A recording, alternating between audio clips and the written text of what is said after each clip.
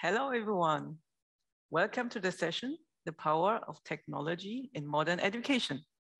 My name is Heidi Wang. I'm working at Wacom. I'm in charge of digital ink technology, innovations, and partnerships. Today, I'm together with Professor Andreas Dengel, you can see here over the screen, and with Dr. Markus Weber. And we want to talk today a little bit about how AI technologies and knowledge graph technologies are really contributing and innovating education. And at Wacom, we are working on a project called Semantic Ink together with DFKI. So we will go also a little bit deep dive on this. Before we get started, let me ask Andreas to give a short introduction of himself. Yeah, thank you, Heidi. I'm glad to be here. Yes, I'm Andreas Dengel, and I'm a professor of artificial intelligence at the University of Kaiserslautern. And I'm also an executive director of the German Research Center for AI, in short, DFKI, which is also located in Kaiserslautern in southwest of Germany. Thank you. Thank you, Andreas. Markus, do you mind to introduce yourself quickly? Yes. So maybe to start to give you already an idea about the connection with DFKI, before I joined Wacom as a senior ink technologist, I was actually a PhD student at the DFKI. So I did my PhD research there for several years.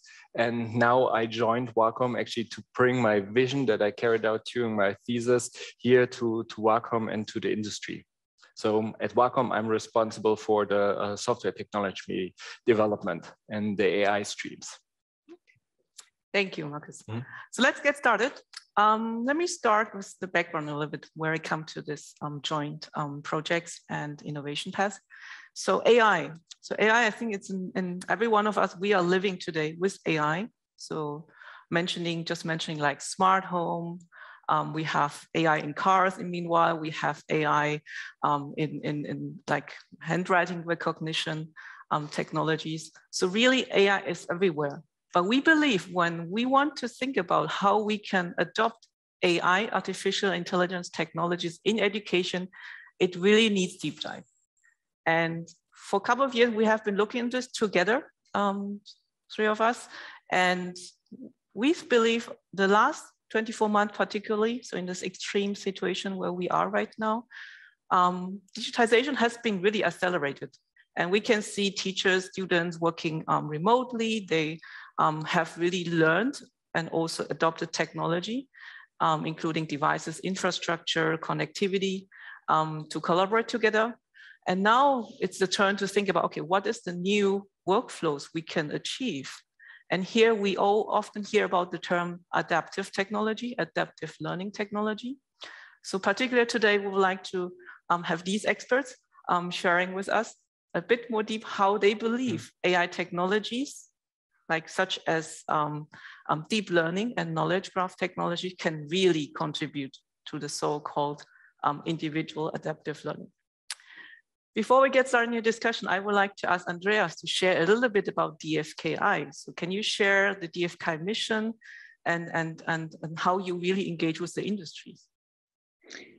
Yeah, thank you. Well, DFKI is an institution which is already 33 years old. At the beginning, it was an experiment of our government to found a research company directed by university professors. So it's a bit sounds strange, but it behaved pretty well. It developed, growing fast over the years. And today we have about almost 1,300 of employees focusing on research with the mission, of course, to do transfer to the scientific community, but also transfer to the industry, working in various fields, in energy, in agriculture, in life science, automotive, Earth observation, crime investigation, fintech, just to mention some of them.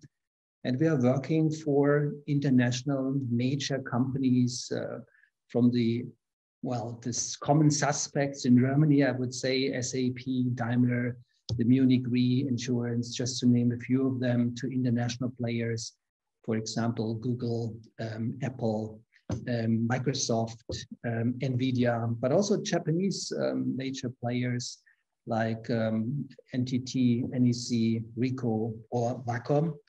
And so the mission is to do transfer, meaning at the end, not to produce products, but at least solutions which could be taken over by the partners and then further develop them towards products. Or in some cases, we even are founding new companies, startups. We already have more than 100 startups founded since we exist. And this is a quite successful model in Germany, which is a kind of example for technology transfer in general. Thank you, Andreas. Very impressive, especially when you hear all the names from the industry. It seems like you are really front leading as the DFKI in the AI technology adoption in industry. Do you mind to share a little bit about how your engagement recently has evolved towards education? Yeah, well, education is a broad field, and education is on the move, I would say, because learning is a kind of multi-dimensional activity, which is addressing mind, memory, creativity with all senses. And this means that it's not only perception, if you read things, but it's also interaction with learning objects through reading, writing, and drawing.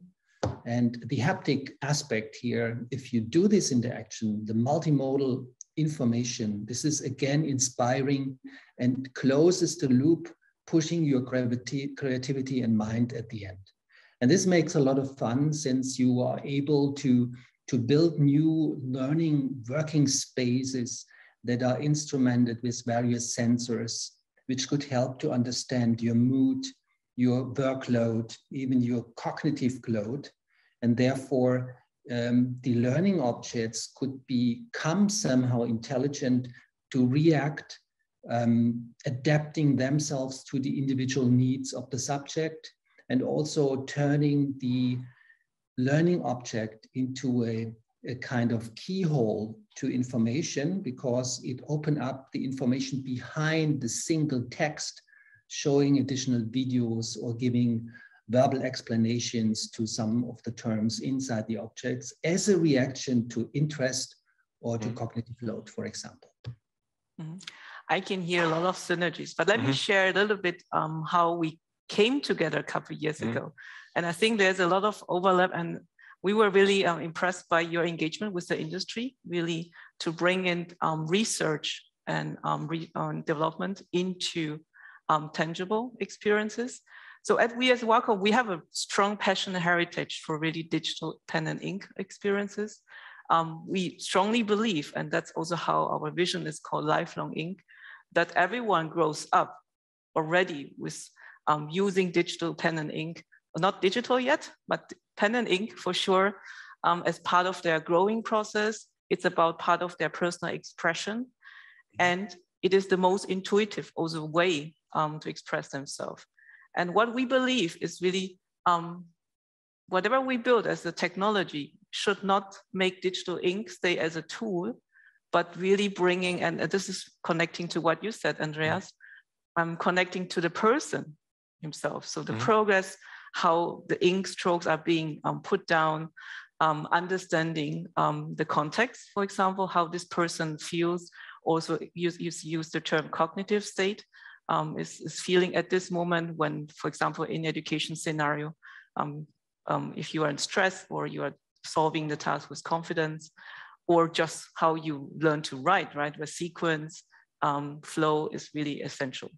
So for that, we have started an initiative called Semantic Ink together to really marry and bring together digital ink as an experience together in a combination with AI technology, such as knowledge graph.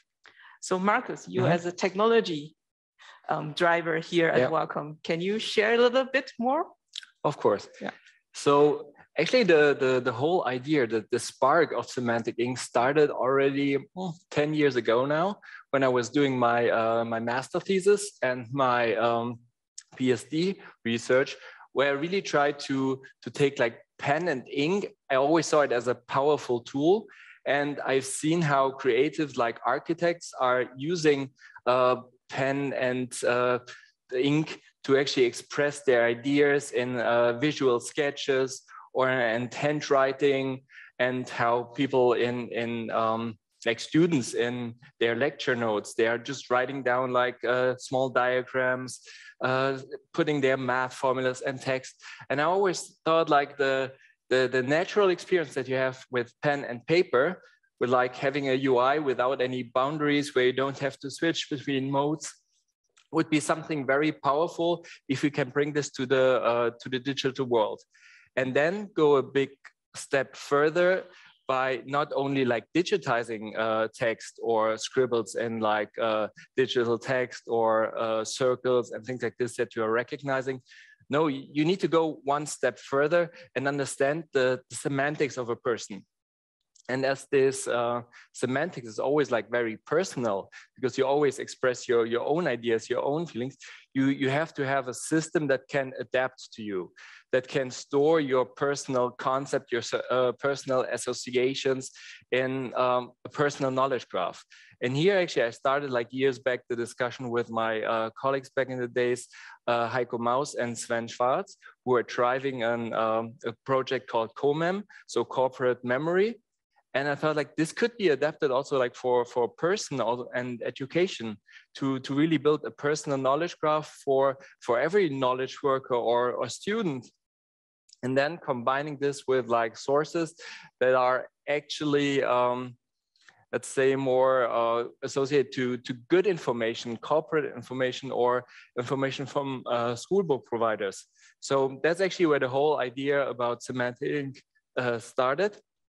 And when I joined Wacom, I thought like that's actually the perfect chance to bring this to industry, because Wacom is well connected with partners all over the world. They have like members from stationery. They have people from the big players like Microsoft supporting ink in operating systems. So I really saw a great opportunity to bring these concepts to life and to industry. Get back to you, Markus, because I have some questions about the benefits that we will want to achieve for the students and the teachers.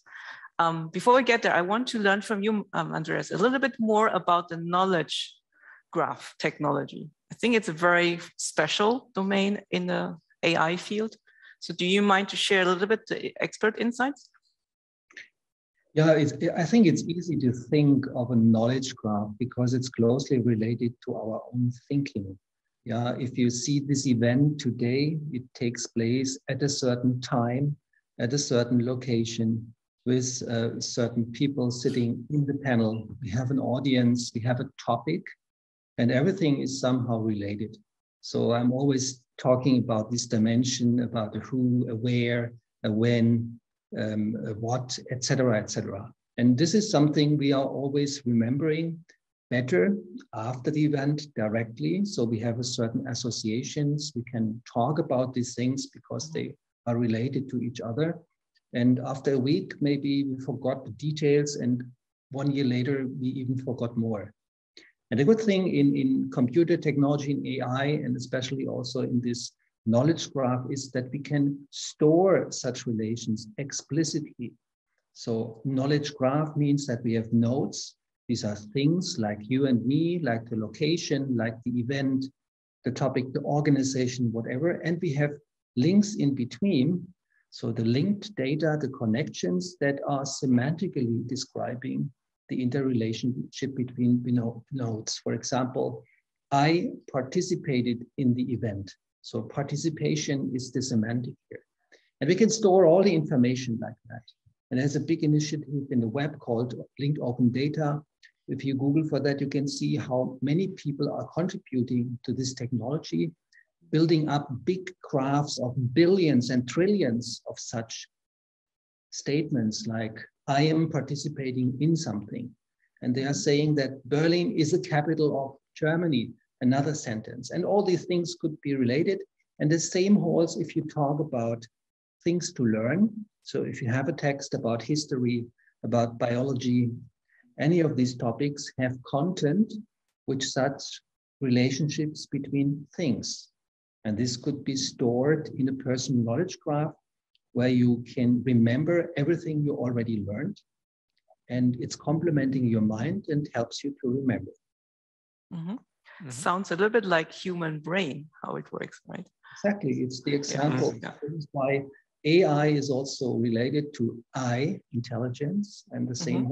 So the way we are thinking, and it's an associative thinking, and this is part or implicitly also captured in such a knowledge graph, that a knowledge graph could somehow think like a human being. I want to maybe one more question related to knowledge graph and knowledge, as you reflected. So how do you differentiate? Because Markus, you just talked about private knowledge bases that you can grow also within a class or within, even for the student himself or herself. So can you just share a little bit the differentiation to the big amount of data you are connecting? Yeah, of course. If you have a personal learning environment, there are different settings to consider. On one hand side, you have the learning objects. If you would have a class which are sitting together and all the individuals are learning the same topic, they have, first of all, the same learning objects. As I mentioned, this is a kind of semi-permeable learning object, which is able to open up a world behind the learning object, meaning that you can combine it with explanations from Wikipedia. You can include some videos on that. So, and this could be on one hand side described, and the other dimension is the behavioral aspect of the individual that is composed of interest, of cognitive load, of state of knowledge, etc. And every single person reads in a different way and perceives information in a different way. And therefore, you can also mirror in these behavioral aspects of the knowledge graph also the kind of learning and also the way people are interacting. If you look for the writing, people make different comments and they may describe things like named entities, human beings, also again, events, etc., and write it aside of a text, and therefore could make extra notes to expand the content by additional, well, few aspects of knowledge. Coming back to you, Markus, I think catching up also the point what Andreas made. Can you share how all these the research insights that we gain on like personal knowledge graph into Semantic Ink, and especially in terms of value and benefits for classes, teachers? Yeah, actually here I'm even can speak as a user because my son is now 6 years old. He just joined school. So I'm now faced with like one of the challenges, like supporting him with his homework. And now with homeschooling, you even once in a while have to replace or support the teacher. And you see what are the tasks that a teacher has to do on a daily basis. Really like looking at the progress of a student to see how they individually have to support the students, because like not every student is the same. So they have a different learning progress, they have like different difficulties, but to really analyze this, to find this and know how to support them, that needs actually a technology that can support teachers in their daily work or guardians or parents in their work to check the writing that they're doing, how they do the exercise, where they hesitate, where they have some problems, and then really adapt to their learning needs. And having such a technology, that's actually a vision of Semantic Ink, by really understanding what the student is writing, and then at some point also supporting the teachers in these daily repetitive tasks to check the homework and provide feedback. And another important part is also that with the knowledge graph, you can use the association in the knowledge graph to support the students at the right time with additional information. For instance, when they're writing an essay and they're stuck on a certain point, and you know they're currently writing about like Düsseldorf, and then you can inspire them with some facts about Düsseldorf, because with the semantic recognition, you can easily detect like, oh, he's writing about the city, you know, from the context that he is maybe writing an essay about this nice event. So you propose some additional information you have in the knowledge graph. And all of these scenarios are there really to support teachers, parents, and students in their learning progress. And for this, we need to have adaptive technology that can adapt to the personal needs of the students and the teachers. Yeah, this really connects to what. Maybe I can add something. Heidi, it's quite important to know that such information like Düsseldorf, information about Düsseldorf, information about events that happen in history, they are already available as linked data, as a knowledge graph in the internet. So you can combine your own notes, which you're making, with the same format because the computer understands it. And that's the big benefit, that you can combine it, what you are writing and reading, with the world outside, about tourism, about medicine, about everything you want to know. Yeah. This actually leads to maybe one of the last questions, and an important one, I believe. First of all, but I really agree with you. I think the service we generated from the technology, from the research, should really support teachers, parents, and students, and not trying to overrule and or even take away probably out some task that is pretty prohibiting the learning curve and the individual support that the teachers at the end are focusing on giving to the kids and the children. But talking about the data, right? You talk about Düsseldorf, but as we discussed cognitive states, where we really also use the pen technology to capture very, very personal, individual, and behavior data like speed, acceleration, how you write sequences. This comes also to a discussion on a society which is very heated, of course, with more and more adoption of AI technologies in many domains. And particularly, I believe in education, I would like to listen to your thoughts. It's controversial. It shows clear benefits, as Markus shared and you shared, Andreas. It is adding value to teachers to focus really on the teaching itself. But at the same time, people are concerned, especially when we collect very personal, individual data. So can you elaborate a little bit on this? How you also believe and you recommend actually society to deal with these questions? Yes, it's a big question of these times, that we are spending data and data when we interact with applications, when we move around, when we communicate. And this data is, of course, maybe misused in some sense from the big companies which want to make money out of it. But in education, it's a matter of fact that it's not just a question of data, it's also a question of trust. In other words, the responsible employment of data for transparent applications. So in the context of education, this means that not only students, but also in the case of smaller kids, parents and teachers are aware of what data is collected and for what purposes, and that the data is simply used to improve the learning of the children, the abilities without leaving the classroom. So what it means is that we have trusted environments where dedicated stakeholders like teachers and parents have access to some data, and everything is made transparent without giving the data outside. Of course, you might need a kind of aggregation of data to not only mirror the events happening in the classroom. Maybe some of the kids is not able to follow a certain content, so that the teacher got a hint by a digital tutor, which helping him or her to control the situation. But you also need this more long-term macro perspective, how the entire class is developing. So therefore you need an aggregation to see how the knowledge is improved. But this should be in this trusted environment, first of all.